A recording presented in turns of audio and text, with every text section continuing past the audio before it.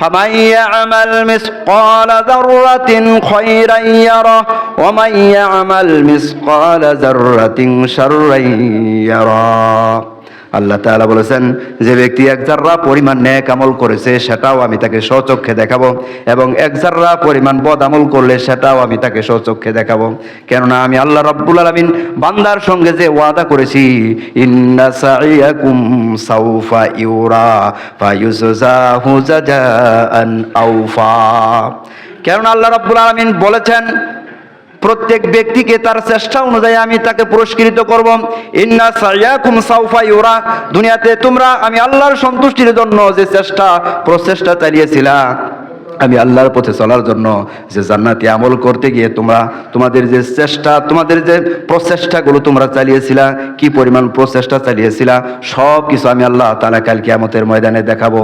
ফায়ুজাহু জাযাআন আওফা, এবং পরিপূর্ণভাবে পুরস্কার দিব তোমাদেরকে আমি আল্লাহ তাআলা।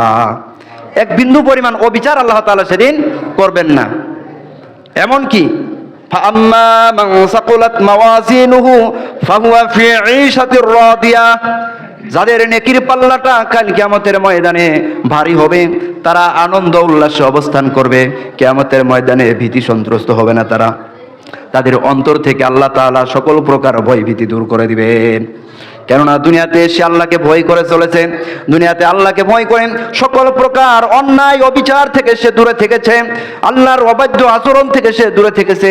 এক আল্লাহর আযাবকে ভয় করার কারণে আল্লাহ তাআলা কাল কিয়ামতের ময়দানে তার অন্তর থেকে সকল ভয় দূর করে দিবেন, এবং সে আনন্দ উল্লাসে কিয়ামতের ময়দানে অবস্থান করবে।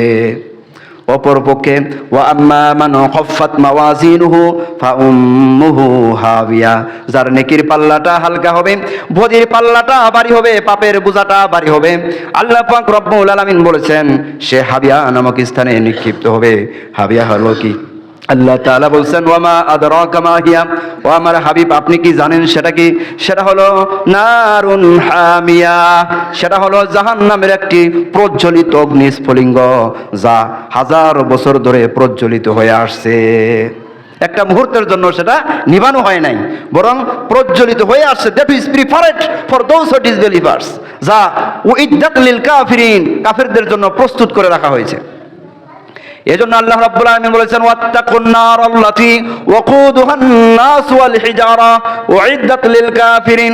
দুনিয়ার মানুষ, তোমরা সেই জাহান্নামকে ভয় করো, সেই জাহান্নামের অগ্নিস্ফুলিঙ্গকে ভয় করো, যার আগুন হবে, যার ইন্ধন হবে মানুষ আর পাথর।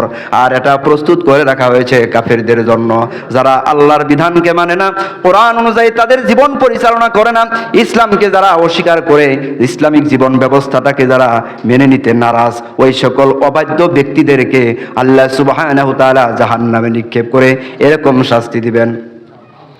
কিয়ামতের সেই বিভীষিকাময় ময়দানে আল্লাহ বলেছেন, ফাআম্মা মান উতিয়া কিতাবাহু বিয়ামিনিহি, যার আমলনামাটা তার ডান হাতে দেওয়া হবে, ফাসাউফা ইউহাসাবু হিসাবান ইয়াসিরা, আমি আল্লাহ তাআলা তার হিসাবটা সহজ করে দিব। বলি সুবহানাল্লাহ।